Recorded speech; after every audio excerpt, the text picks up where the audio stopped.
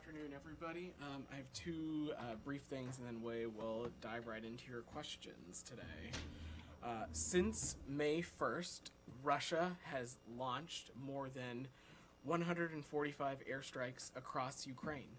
That means Russia has launched more than one missile, one drone, or bomb every hour, 24 hours a day, for 4 straight days. While Ukraine puts its air defenses to good use, Russia's cowardly attacks have still injured and killed more than 100 innocent civilians across the country in the last 3 days alone, including at least 5 children. The United States will never look away from what is happening in Ukraine and Russia's brutal attacks on civilian infrastructure. Just yesterday, we announced another $300 million in security assistance for Ukraine, marking $35.8 billion to Ukraine since February 24th, 2022. We will continue to help Ukraine defend itself against Russian aggression, and we recognize Ukraine's incredibly courageous military forces and its citizens for their bravery and resilience. Secondly, just an update on Sudan. On Sudan, we have successfully completed the U.S. government-led operation involving 3 overland convoys to Port Sudan, including securing onward travel for participants in the convoy from Port Sudan. I can inform you the State Department, through a coordinated effort with the Department of Defense and allies and partners, successfully facilitated the departure from Sudan of over 2,000 individuals since the violence started, the majority of whom are U.S. citizens, as well as U.S. lawful permanent residents, locally employed staff, immediate family members, and of course nationals from allied and partner countries. We recognize the dedication and bravery of U.S. personnel, locally employed staff, and partner countries operating under difficult conditions, and we will continue to provide information for U.S. citizens in Sudan, including departure options as available as they come online. And we reiterate our warning to U.S. citizens to not travel to Sudan. With that, Matt, go ahead. Before going on, just on the Sudan thing, when you say you successfully completed the 3 convoys, that means that everyone who was in those convoys has now left Port Sudan and they are in either Jeddah or someplace else? They're in transit to either their onward destination, correct? Okay. They have reached or are in transit, correct. Okay. And there are no plans at the moment for anything anymore. Yeah, I don't have any additional convoy operations to announce. Of course, that will continue to assess security situations, but our commitment to American citizens who remain endures, and American citizens who wish to leave, we continue to reiterate them to make the U.S. government aware of their presence through the crisis intake form, and will continue to provide appropriate guidance. Is there any way you could break down the more than 2,000 figure into American citizens and LPRs? I can break it down a little bit more for you, Matt. Probably not to your satisfaction, but I will try. Well, based on our ongoing assessment, Matt, and as you know, this is still a very dynamic and ongoing situation, and the data analysis persists and continues even as I speak. But at this current juncture, our understanding is that we have, since the beginning of the violence, have helped facilitate the departure of at least 1,300 American citizens from Sudan, from the various options that have existed for departure. Okay, that and when you say the various options, that is the flight out, the military flight out from the embassy staff, allied or partner countries flying people out of the airbase and the Port Sudan? This 1,300 number does not include the suspension of operations operation, but your other aspects are correct. The flights conducted by our allies and partners, the convoy movements that have gotten individuals to Port Sudan and onward movement from there, other options that have existed to safely depart Sudan. Okay. Unless anyone else. Sure, go ahead, Said. 2 quick things. The head of the Rapid Response Force, Hameti, is accusing Egypt of bombing his forces by using American-supplied airplanes and so on. Do you have any comment on that? Yeah. I don't, Saeed. I'm not aware of these reports. What I will say, though, is that we continue to engage directly with General Burhan and General Hemeti through our channels about ensuring that a ceasefire is adhered to and extended, and steps are taken to get us to a cessation of hostilities that allows for the free flow of humanitarian aid and humanitarian access. Also, the White House said that they will impose some sanctions on, both sides. How would that work out? So, Saeed, I'm not going to preview sanctions or any designations that we take, and let me use this opportunity to clarify the news around the executive order that was announced today. President issued this new executive order to respond to the violence that began on April 15th. This EO authorizes targeted sanctions that promote accountability for individuals responsible for threatening the peace. What I will note, Saeed, is that this action creates the authority to do so. It is not an announcement of any such designation, and we, of course, would not preview possible or pending sanction actions, but I assure you that we will use the new authority as appropriate to promote accountability for those engaged in such malign and violent conduct. Sure, please. Just on that, it authorizes to target certain individuals, but the U.S. has been reluctant to sanction the generals on both sides. So is this a signal, at minimum, it's a signal that it's a shift in policy? I would disagree with your characterization, Leon. What this executive order does, in fact, is creates the authority to allow us to take action, and we have continued to look at this conflict from all angles and have taken appropriate steps as it relates to it. There's a lot of pieces to this. There is the safety and security of American citizens and our personnel aspect to this. You have seen us take immediate action as it relates to that. We also continue to insist, negotiate, be directly involved in aspects of ensuring that there is a ceasefire that can lead to a cessation of hostilities that we believe is necessary to get us back to what we believe is the will of the Sudanese people. So I'm certainly not going to preview actions from here, Leon, and there has not been reluctance to do anything. We take this one step at a time, and we look at it from all angles, and we do so in close coordination with our allies and partners. Go ahead, Lee. Do you have any updates on the establishment of a diplomatic office in Port Sudan? I don't have any updates on. I have no updates on that, Leon. I mean, sorry, Michelle. Apologies. The mechanism to observe the ceasefire and the political process in Sudan. Any updates too? So we continue to remain in close contact with Sudan's military and civilian leaders to see if we can help them identify a path to this cessation of hostilities that includes humanitarian arrangements, and we are engaged at the highest levels regularly, but I don't have a specific update for you today. I'll come back to you, Saeed, as well. Go ahead. Yeah. Councillor Derek Chollet, I saw a tweet that he had a meeting with the Bangladesh authorities, and he expressed U.S. concern the upcoming free, fair election and the human rights. Would you please give us a more sense about this meeting and the bilateral dialogue between the Deputy Secretary Newland and the Bangladesh Foreign Secretary? Thanks for your question. So yesterday, Councillor Sholay met with Bangladesh's private industry and investment advisor, Salman Rahman, to convey U.S. concerns regarding free and fair elections and human rights in Bangladesh. The councillor reiterated that the U.S. relationship with Bangladesh is guided by our shared commitment to democracy and our shared work together for durable solutions for Rohingya. I will also note that yesterday the U.S. and Bangladesh convened the 9th U.S.-Bangladesh Partnership Dialogue here in D.C. Undersecretary Newland and Bangladeshi Foreign Secretary Masood bin Momen co-chaired this meeting. Both sides reiterated their commitment to a growing partnership across a range of issues. These issues you've heard me talk about pretty frequently this week.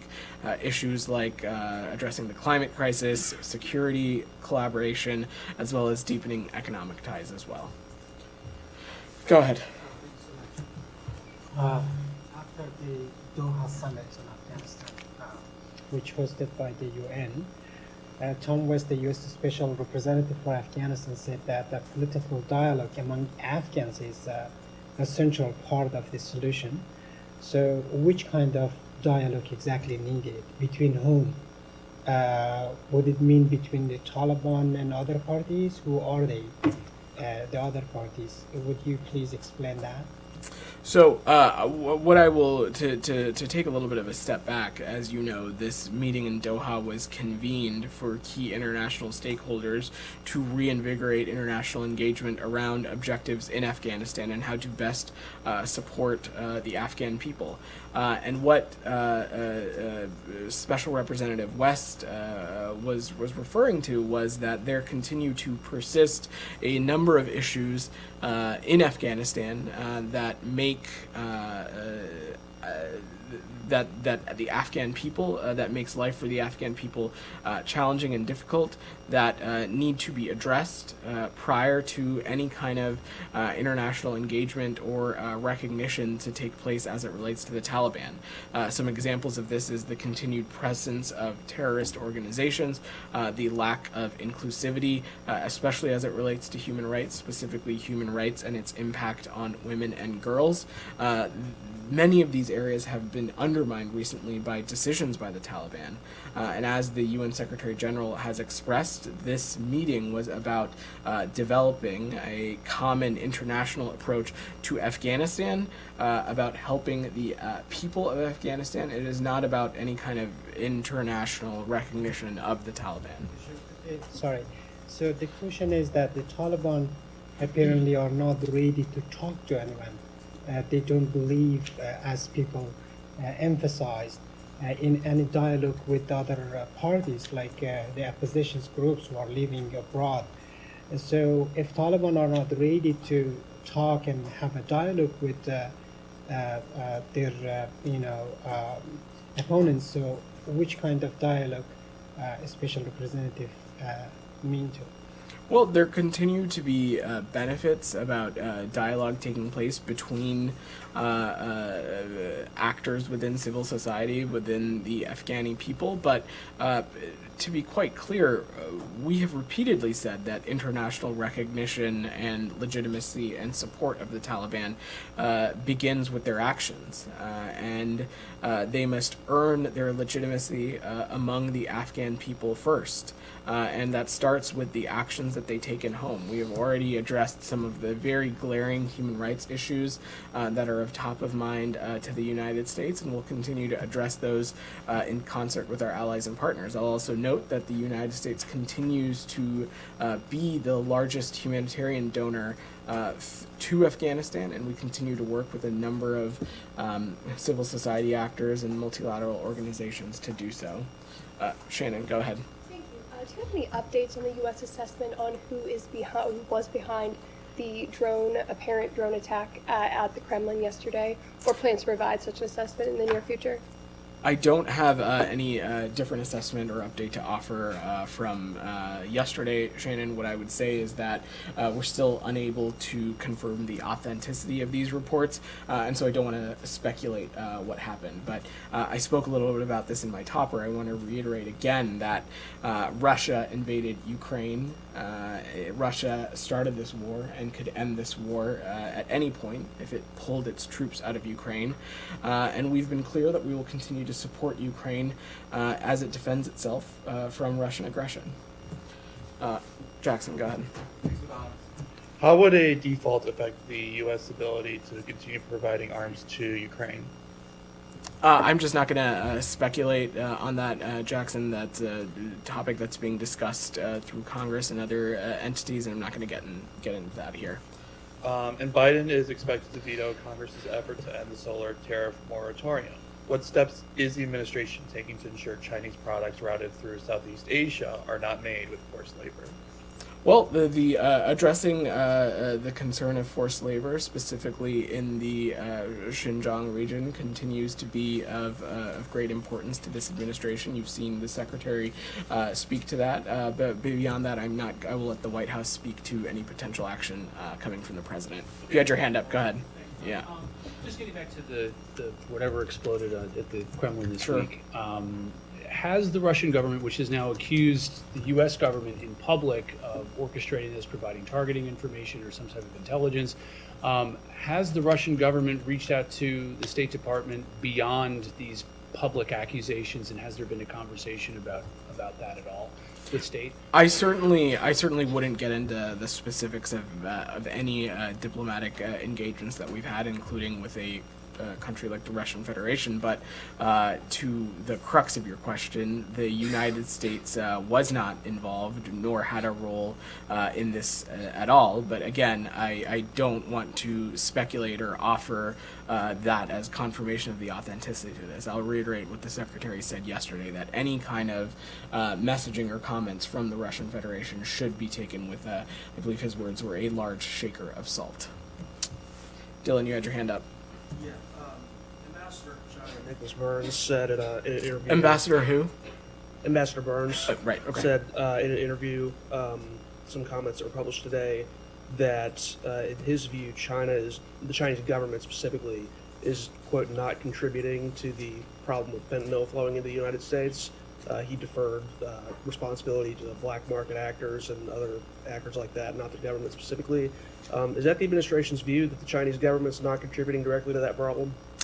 I'm not going to parse the ambassador words, Dylan, but what I will say is that we, including the secretary, have been very clear that there is a concern of fentanyl precursors originating from the PRC and worsening the fentanyl crisis, not just in the United States but also in the Western Hemisphere, and this challenge of addressing fentanyl precursors and issues under the umbrella of global and public health broadly continue to be an area where we believe that there is opportunity for collaboration with the PRC, and it is an aspect of our relationship that the international community expects that we handle responsibly. So it is something you expect the government, the Chinese government specifically, to play a bigger role in trying to... It is one of the many issues that we think that we have the potential to work collaboratively on with the PRC. Other issues you've seen us talk about in this space include addressing the climate crisis as well. Michelle, go ahead. The U.S. talks with Syria, Wall Street Journal reported that the U.S. made it clear to the Syrian regime that the release of Austin Tice will help Syria normalize its relations with the Arab world and the international community. Is that accurate?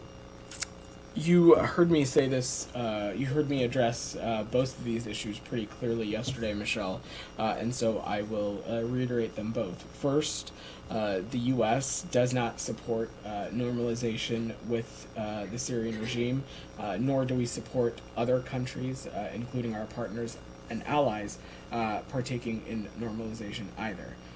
Separately, on Austin Tice, we continue to engage on this around the clock and do everything we can to bring Austin home and to ensure that he gets home safely. That is a line of effort we're continuing to pursue. You saw the President and the Secretary speak about this passionately over the weekend. Does the release of Austin Tice help the Syrian regime to normalize its relations with the international community?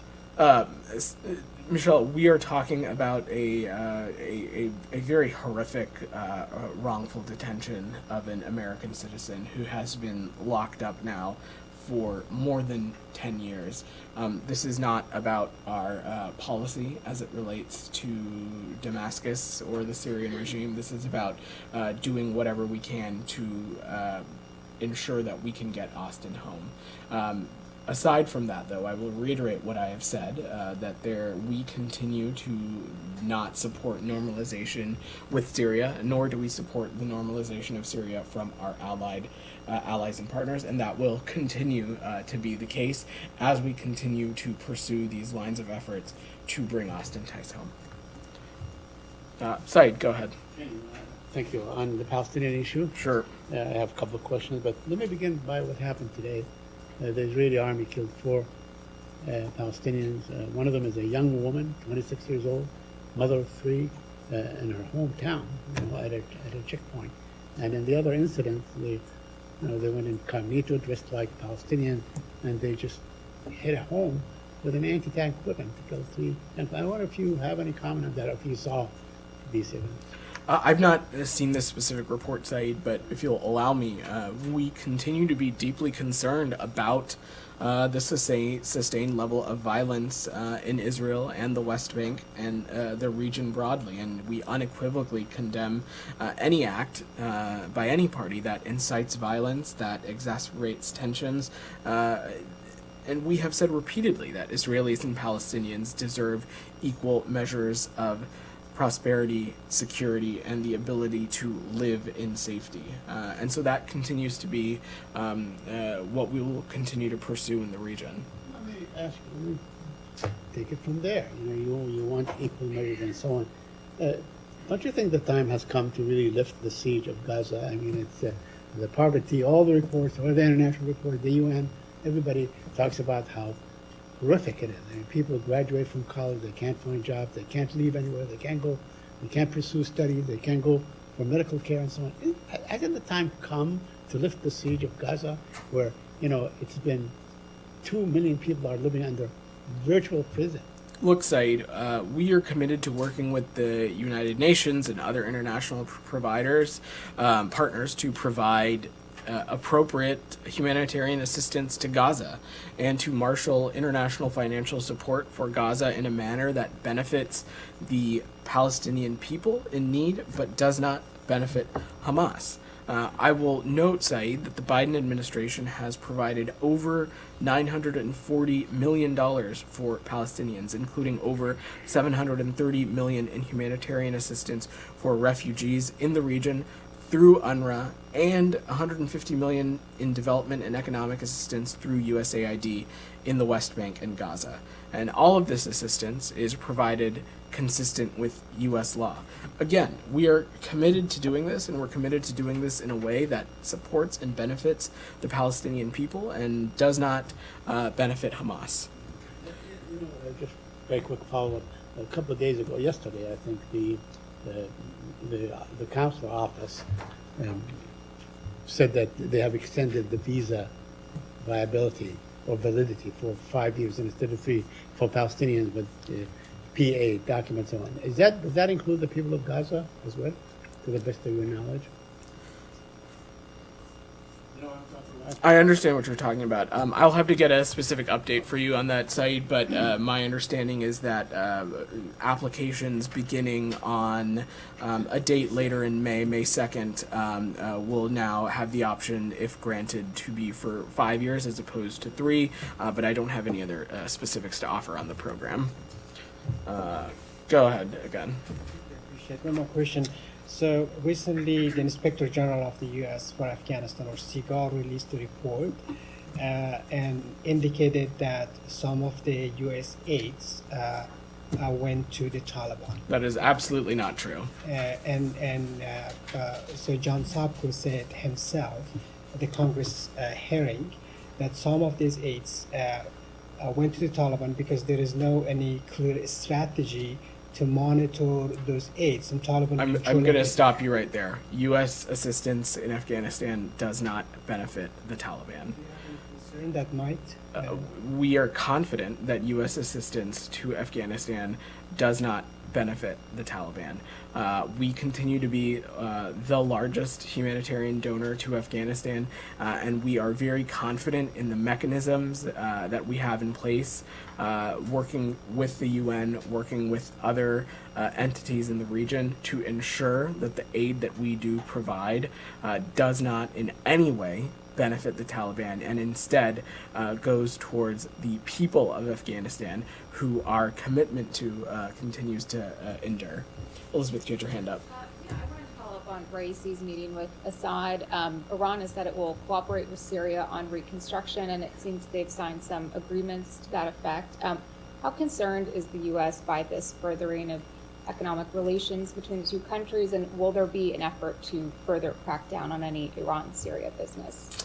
Let me take the second part of your question first.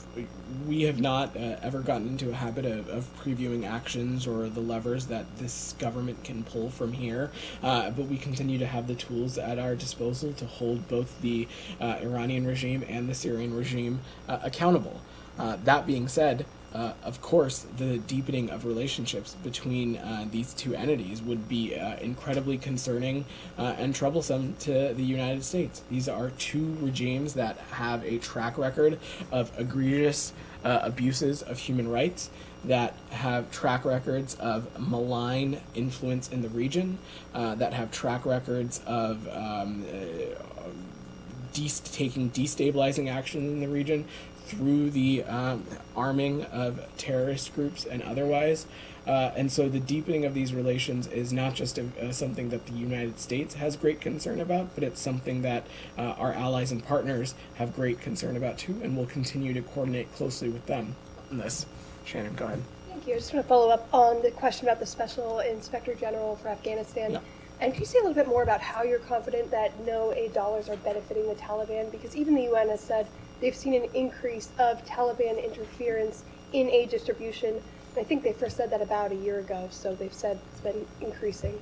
Our colleagues at USAID and at the United Nations can speak specifically about the systems and modalities that are in place, but we are confident that U.S. assistance to Afghanistan does not benefit the Taliban. This is something that the United States has been undertaking for a very long time prior to the suspension of operations in Afghanistan. It's something that we have deep expertise on, and it's the reason why we've continued to persist as the leading humanitarian donor to the people of Afghanistan. Go ahead.